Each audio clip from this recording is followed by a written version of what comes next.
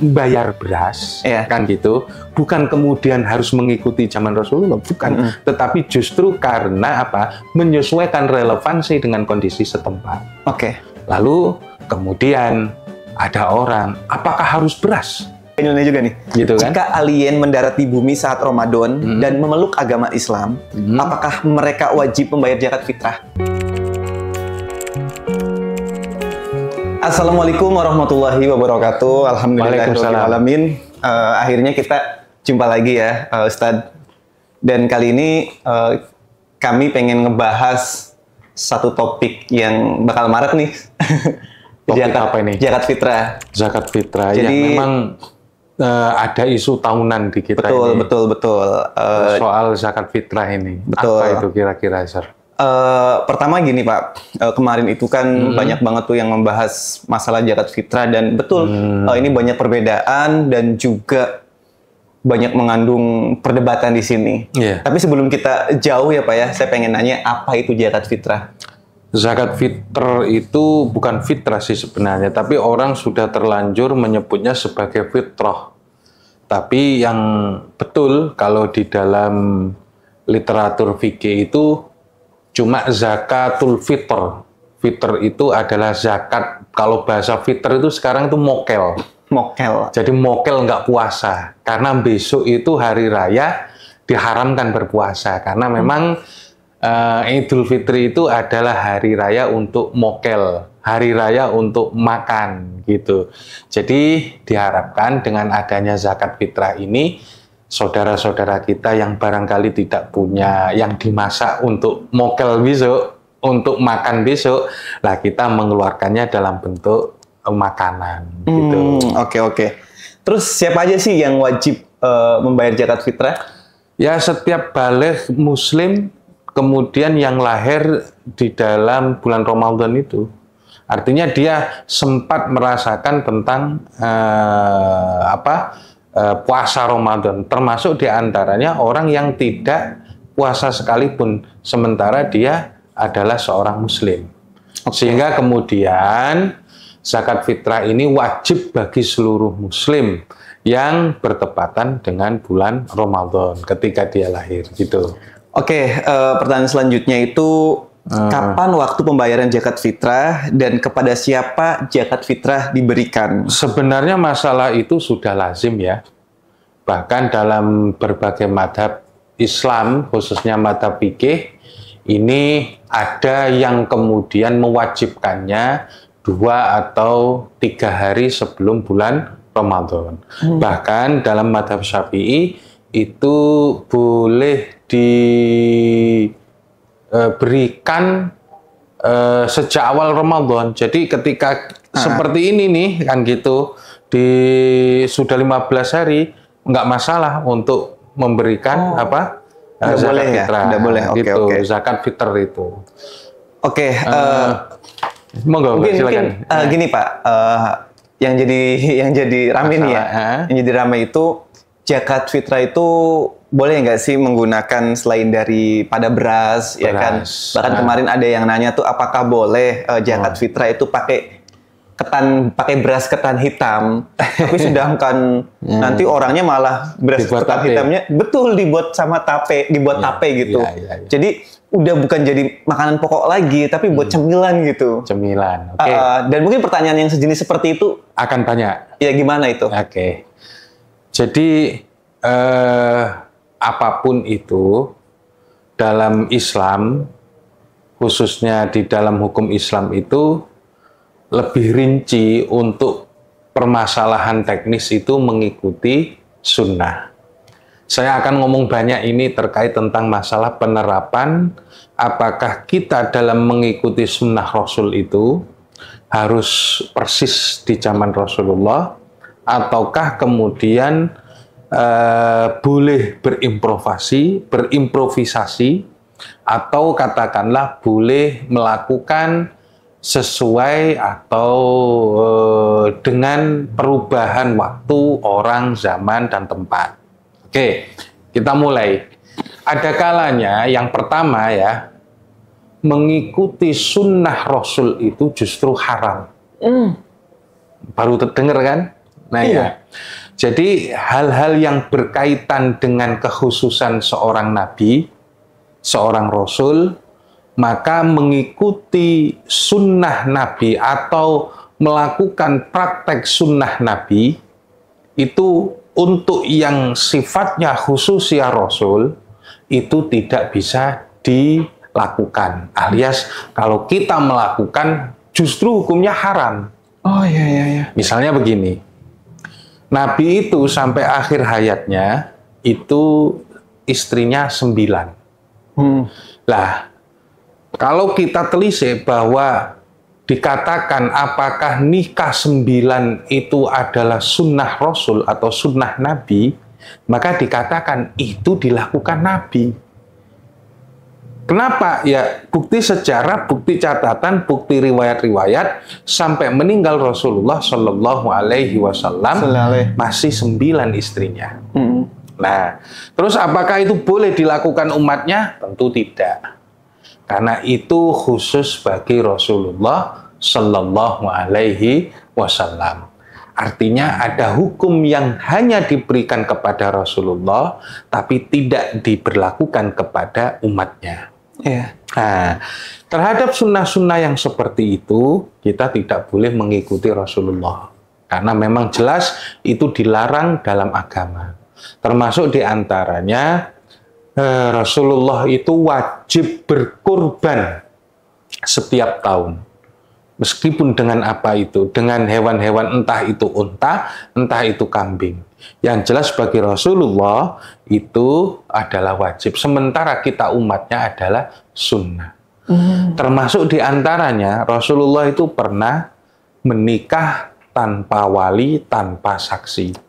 Bagaimana mungkin, ya kan? Ada orang yang lebih tinggi daripada Rasulullah. Sementara Rasulullah adalah wali dari seluruh kaum muslimin dan saksi bagi seluruh kaum muslimin.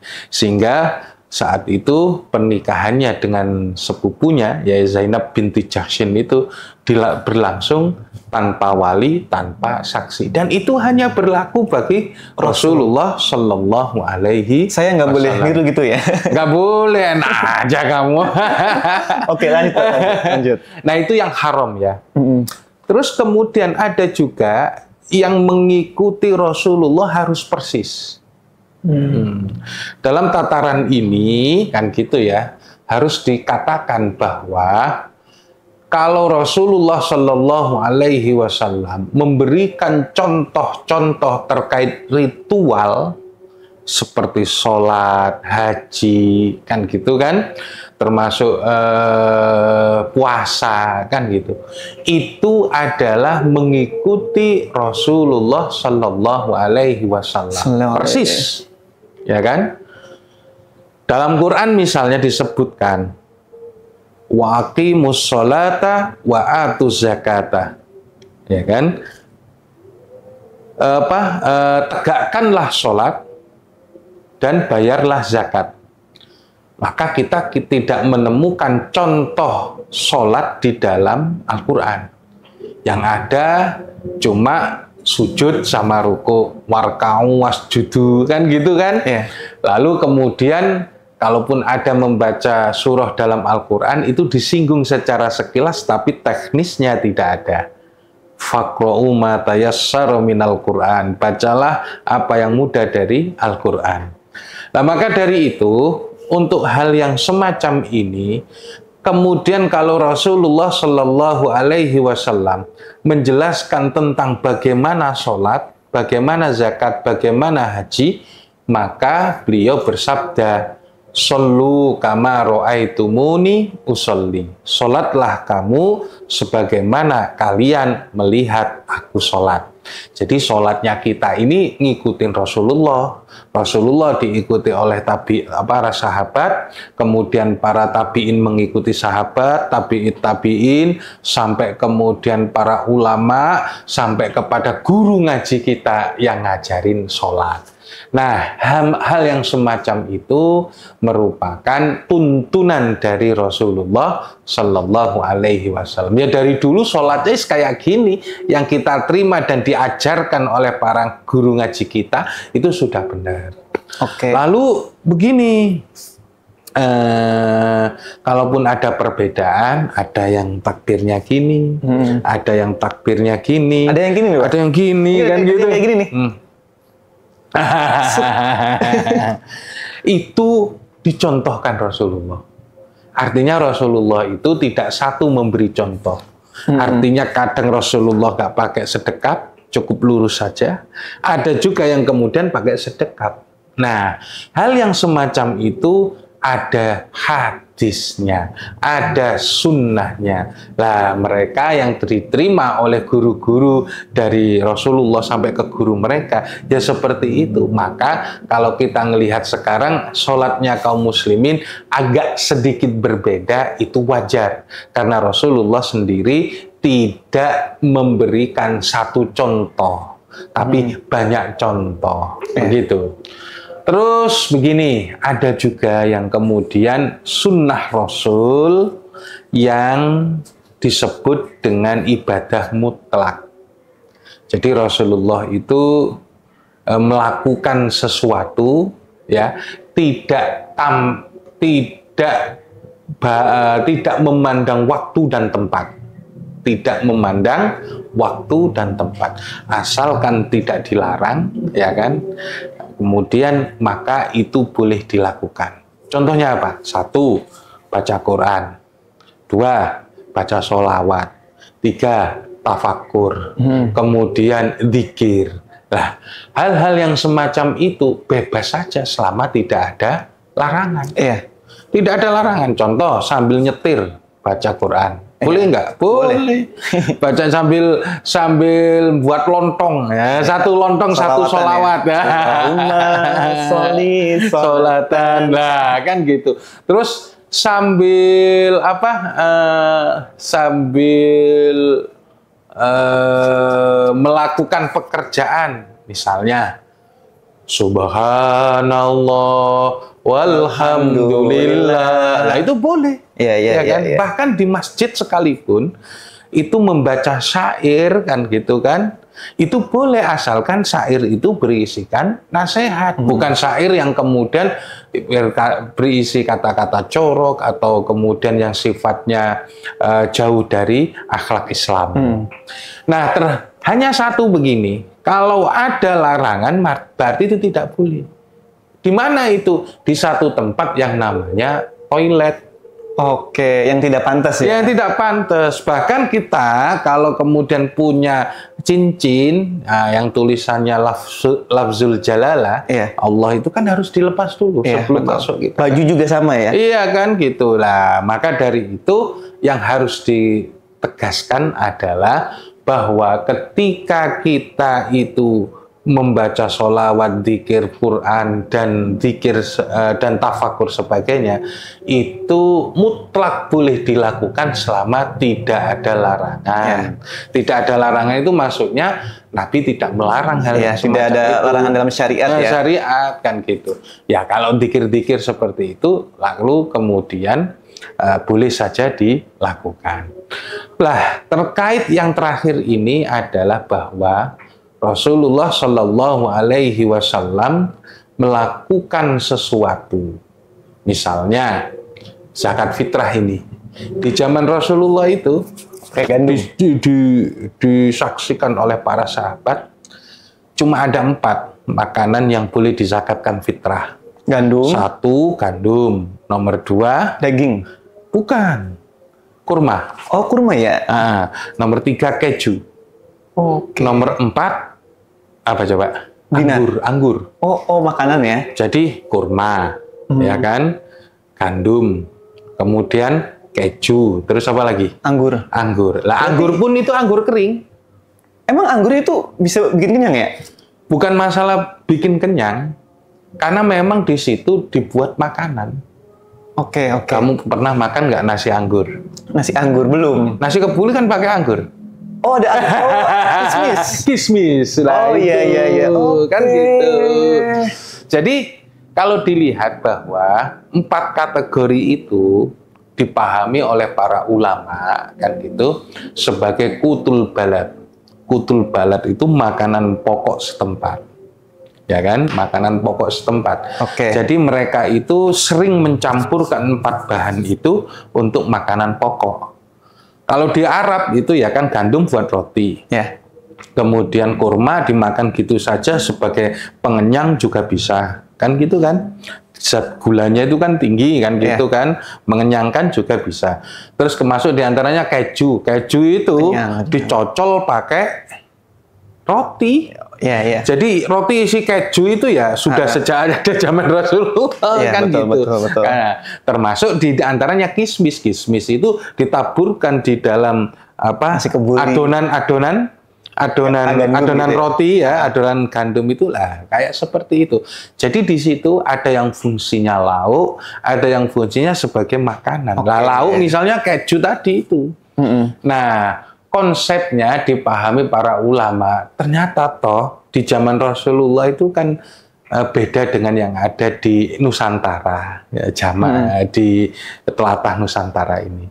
Jadi kalau kita mau jujur, sudah berbeda itu kutul baladnya. Iya. Kutul balad itu makanan pokoknya udah berbeda. Nggak bisa disamain ya? Ya di sana makan gandum enak, di sini makan roti walaupun habis segini nggak kenyang. Kalau nggak makan, belum makan kan gitu. Akhirnya para ulama kemudian itu berijtihad bahwa kalau di sana kutul baladnya itu 4 tadi, maka kemudian yang di sini adalah ya beras itu tadi. Ya, beras, ubi. Beras itu ubi dan sebagainya. Ubi juga kayaknya udah nggak masuk sekarang ya? Lupanya tiwul.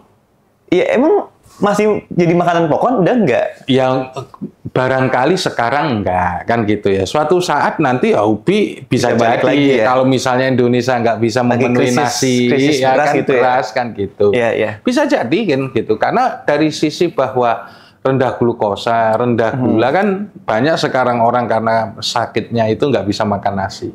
Oke. Iya kan gitu kan. Kayak belicik. Nah, talas kan gitu. Nah, hal yang semacam itu sebenarnya ya juga harus menjadi perhatian kita, kan gitu loh. Maka dari itu sebenarnya justru kalau mengikuti sunnah Rasul seperti yang diriwayatkan Abu Sa'id Al-Khudri dalam Sahih Bukhari, itu kan cuma 4 tadi kan. Kalau kita terapkan di sini, bisa nggak kita bayar gandum? Sulit. Cari di mana? Buka gandum itu kan kalau kita ini ada ya, tepung terigu itu gandum sebenarnya. Oke. Berarti kasih tepung terigu gitu ya? Itu mengikuti sunnah Rasul. Tapi pertanyaannya, apakah kita makan gandum atau makan terigu? No. Sebenarnya iya, tapi mana mungkin kita pagi-pagi harus makan bakwan. Iya, bukan pokok ya. Jadi makan bakwan kita bukan makan nasi. Iya. Oke, kita sarapan dulu ya, aku sama bakwan. Makan siang dulu ya. Jadi sebenarnya justru kalau mengikuti sunnah Rasul, ya kan, mohon maaf, seperti yang plek ketiplek zamannya Rasulullah, ya kan, itu justru nggak relevan di kita, karena kita makannya bukan gandum, makannya itu nasi. Betul. Maka dari itu, ya ketika tempat itu kemudian berubah, hukum pun berubah, karena tetap substansinya yang diambil, bukan persisnya, gitu, substansinya. Iya. Jadi yang dimaksud di situ adalah ketika kutul baladnya itu di sana gandum yang mengenyangkan bagi kita, maka di sini adalah beras. Oke. Lah, seandainya kita bayar gandum dikasihkan sah, tapi kurang relevan. Iya, mungkin kurang afdol juga mungkin ya. Ya itu yang mungkin, ya entah kurang afdol entah apa. Nyatanya kalau kita itu dari dulu bayar nasi. Iya. Kalau dikasih bayar apa? Bayar beras. Tiba-tiba kan gitu. Kita mau zakat nih ke fakir miskin misalkan. Saya mau zakat ya, kasih gandum. Kata orangnya, ya Allah, ini juga mau masaknya gimana? Nah, iya. Karena kita secara infrastruktur dapur kita itu nggak dibuat kayak umumnya orang Arab. Dikasih jengkol nih. Ini ada lauk jengkol. Ini pakai gandum nih. Gimana ini? Nah itulah, maka saya berani bilang bahwa kalau kita menerapkan sunnah plek ketiplek, maksudnya itu sama persis dengan di zaman Rasulullah, maka kurang relevan. Nggak relevan. Saya nggak berani mengatakan itu tidak sah, tapi nggak relevan. Jadi kesininya kita ini beribadah menggunakan kias. Ya kan? Jadi uang berupa beras itu setelah memperhatikan substansi dari 4 bahan pokok yang dijakatkan di zaman Rasulullah sebagai zakat fitrah, itu kemudian dikatakan di dalam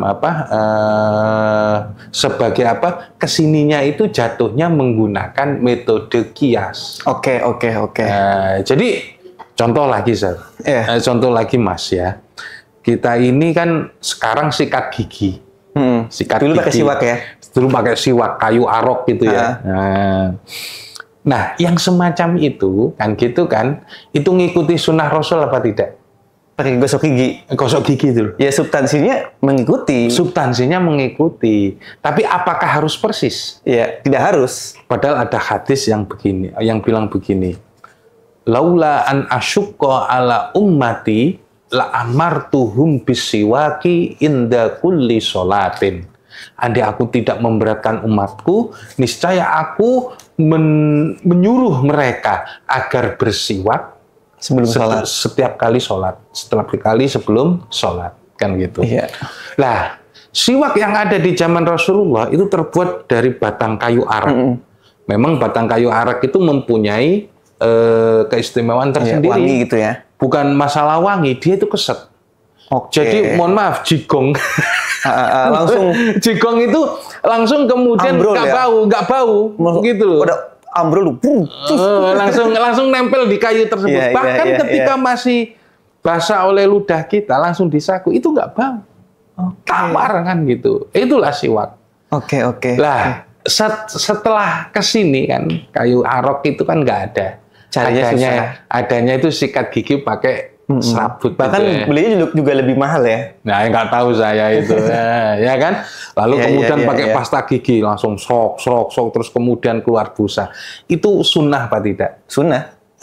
Sunnah secara mengikuti substansi. Jadi bukan hanya harus sama dengan di zaman Rasulullah, enggak.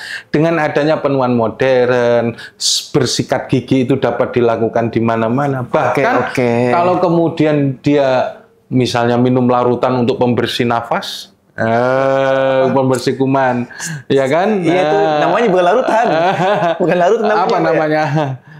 Itulah. Iya. Nah, terus lagi ada beberapa hal yang kemudian nggak harus persis di zaman Rasulullah. Rasulullah itu kalau hijrah dulu kan pakai unta, pakai mudik pakai unta ya. Ini besok kalau misalnya hijrah. Berpindah ke kota kan gitu, perjalanan kan gitu ya. Ya itu menurut saya kan gitu. Ya saat itu memang belum ada Mercedes. Belum ada mobil-mobil, belum ada bis.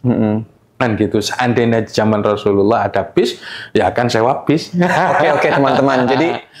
Jadi kesimpulannya kita ini bayar beras, kan gitu.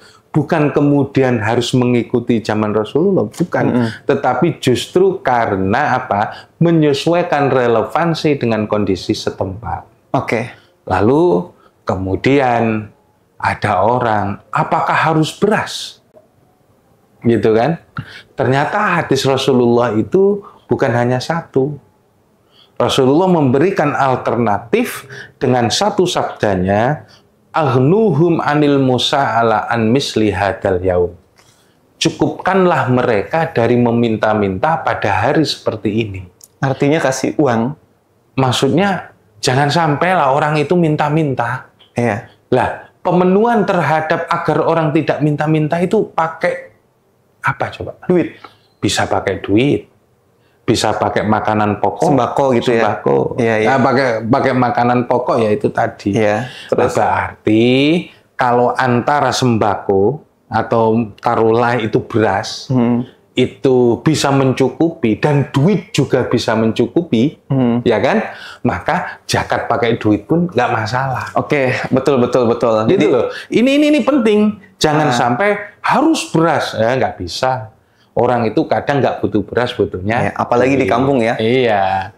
Nah, itu yang perlu ditegaskan dalam masalah zakat fitrah. Jadi silakan Anda bayar baik duit ataupun beras, gitu. Oke. Jadi buat teman-teman semua perlu dicatat, kita mau zakat fitrah bebas, mau gandum, mau beras ketan, atau apapun bebas. Tapi yang paling penting adalah kita melihat kondisi atau budaya di lingkungan tersebut. Mereka makannya pakai apa? Iya. Pakai beras atau pakai gandum? Oke lah, taruhlah sekarang kurma. Ya nggak masuk, ya kan? Ya kurma sih masuk. Bisa dizakatkan. Tapi satu sok. Satu sok itu paling ukuran minimal 2,5 kilo. 60 kali 5 berapa? 60 kali... Malah lebih mahal ya? 60 kali 2,5 berapa? 1 kilonya itu 60. Satunya berapa? 60, 60, 120, 150. Iya, dan itu malah ketika beli lebih mahal ya? Lebih mahal. Sementara kalau kita kurskan dengan duit, ya kan? Berdasarkan itu, paling maksimal itu cuma 50.000. Lebih memberatkan. Bagaimana? Ya udah zakat duit aja 50. Oke, udah terjawab nih pertanyaan yang nyeleneh tadi ya. Kan? Sebenarnya nggak nyeleneh ya. Enggak, itu pertanyaan yang umum ya? Yang umum, tapi orang itu... masih terus dibahas. Bukan masalah dibahas, tapi memperebutkan mana yang paling absah, mana yang tidak absah. Untuk gitu. Menentukan mana yang paling benar. Gitu. Mana yang paling benar. Itu sah-sah saja, mana yang paling sunnah Rasul. Padahal sunnah Rasul itu nggak harus plek-ketiplek, nggak harus sama seperti yang dilakukan di zaman Rasulullah. Itulah pentingnya kita bisa membaca konteks, ya kan? Ya, konteks hukum. Tidak hanya teks. Kalau misalnya kita hanya membaca hadis, harus pakai A, B, C, D. Tapi kita nggak bisa memanai substansi tersebut. Substansi, ya. Tapi ya perlu dilihat. Nggak semuanya harus dipikir rata. Ya. Sedikit pun dalam Islam itu nggak bisa kemudian, substansi sholat itu adalah dzikir. Dzikir itu adalah ingat. Ya sudah, nggak usah sholat, dzikir aja. Bisa nggak kayak gitu? Nggak bisa. Memang beberapa hal harus ada yang sama dan diatur oleh Rasulullah, yaitu mengikuti petunjuk Rasulullah. Oke Pak, Ustadz. Gitu. Jadi ini ada pertanyaan juga dari Instagram, Azul Fikar Official. Jadi sebelum lanjut ya teman-teman, barangkali nanti mau nitip pertanyaan itu bisa langsung cek Instagram kami ya, Instagram Ahmad Zulfikar, Zulfikar Official, dan nanti bisa langsung DM aja. Dan ini ada pertanyaan ya dari teman-teman Sobat Azul. Pertanyaannya gini, ini agak nyeleneh juga nih. Jika alien mendarat di bumi saat Ramadan dan memeluk agama Islam, apakah mereka wajib membayar zakat fitrah? Oke. Alien itu apa? Kan gitu. Kalau dalam bahasa agama dan dalam bahasa fikih, dia itu adalah makhluk asing di luar bumi. Allah Subhanahu wa Ta'ala itu menciptakan berbagai makhluk. Ada yang malaikat, ada yang siapa? Jin. Jin itu kan ya juga bertingkat-tingkat kemampuannya. Jadi bagaimana cara menyikapinya? Kalau dia Muslim, berarti dia mukallaf. Kalau dia Muslim, ya kan? Berarti dia mukallaf. Mukallaf itu apa? Mukallaf itu berarti orang yang dibebani kewajiban agama. Jadi artinya begini, kalau jinnya itu Muslim, itu berarti ya dia terbebani kewajiban zakat. Pertanyaannya, terus bagaimana makanannya kan gitu? Apa yang dikeluarkan? Ya kutul balat situ. Jinnya itu kalau misalnya berdasarkan literatur keagamaan kan gitu ya. Jin itu makannya sumsum kan gitu kan ya, zakatnya sumsum kan gitu. Jin itu makannya kembang misalnya. Ini emang sangat membagongkan sekali ya membagongkan dari netizen ya. Karena wa ma khalaqtul jinna wal insa illa liya'budun. Jadi yang terkena khitab di dalam kewajiban agama Islam ini ya kan, itu adalah jin dan manusia. Itu artinya bukan hanya sekedar manusia saja, ada makhluk lain yang kena taklif, kena kewajiban agama di luar manusia. Ya, maka kembali kepada pertanyaan Anda tadi. Kalau malaikat itu jelas. yang diciptakan oleh Allah untuk taat. Berarti dia jelas muslim. Dia nggak kena taklif. Kan gitu. Maksudnya kalau dia disuruh untuk taat, ya taat aja kan gitu. Tapi kalau kemudian dia jin, kan gitu kan, dan dilihat dulu jinnya ini muslim apa kafir, kan gitu. Kalau jinnya muslim ini ya, kemudian ya dia kena taklif. Ya jakatnya ya disesuaikan dengan makanan jin. Atau jangan-jangan jin itu ngejakatinya ke manusia ya? Ya nggak tahu. Ya saya nggak tahu, wallahu alam gimana kan gitu. Tapi dari segi hukum, kalau memang itu mau dibahas secara serius, jatuhnya dia adalah terkena taklif. Lah apakah kemudian jakatnya perintahnya jin itu sama seperti perintahnya manusia yang jakat seperti kita? Nah, ya wallahu a'lam kan gitu. Ini pertanyaan pertanyaan yang nggak tahu diri ini ternyata bisa kejawab dengan logis ya. Ya kita kembalikan saja kepada tuntunan Quran dan Sunnahnya. Jadi seorang ahli fikih, seorang ahli hukum Islam itu melihat bagaimana sebuah teks hukum yang berasal dari Quran dan Sunnah diterapkan pada kondisi yang terjadi di tengah masyarakat, gitu. Atau bahkan kemudian membawa sebuah sebuah kasus lalu kemudian diformulasikan dalam fikih, gitu. Jadi misalnya nih korupsi itu mencuri apa bukan? Mencuri. Apa definisi mencuri dalam syariat? Mengambil hak orang lain. Tapi kemudian caranya gimana? Cara yang tidak benar, cara yang memaksa, cara yang... kalau memaksa itu merampok. Kalau mencuri itu kan ya kita... Mencuri itu barang diletakkan pada tempatnya, terus kita ambil saat orang itu tidak tahu kita.